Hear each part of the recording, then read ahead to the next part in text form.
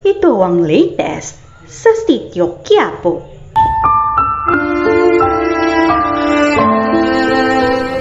Ipagdiriwang nga ng Pamilya Montenegro ang unang kapistahan ng Poong Nazareno na malaya si Ramon, kaya walang takas si David dahil inimbitahan siya ng kanyang ama na sumama sa kanila. Si Monique naman ay excited na makilala ang anak ni Alberto.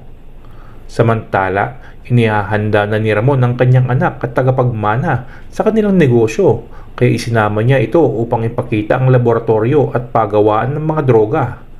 Kahit nalabag sa kalooban ng binata ang kanyang nasaksihan, ay kailangan niyang sumunod sa kanyang ama upang mapasa kanya ang lahat ng mga kayamanan ng Montenegro. Samantala, na-corner na nga ni Babol si Congressman Sevilla at habang nakatutok ang baril sa politiko, ay nakahanap siya ng paraan para depensahan ang kanyang sarili.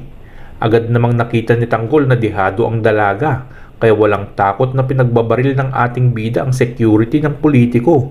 At habang nakatalikod si Tanggol ay biglang may sumulpot sa kanyang likuran at tinutukan siya ng baril at pilit na pinapasuko.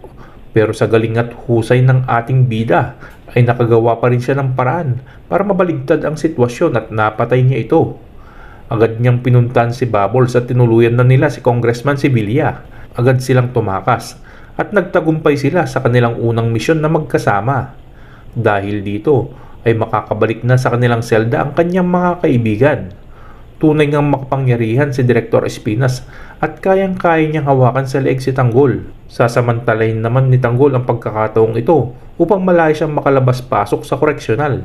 Kaya abangan natin ang mga umaatibong bakbakan dito lamang sa FPJ's Batang Quiapo. Thank you and God bless.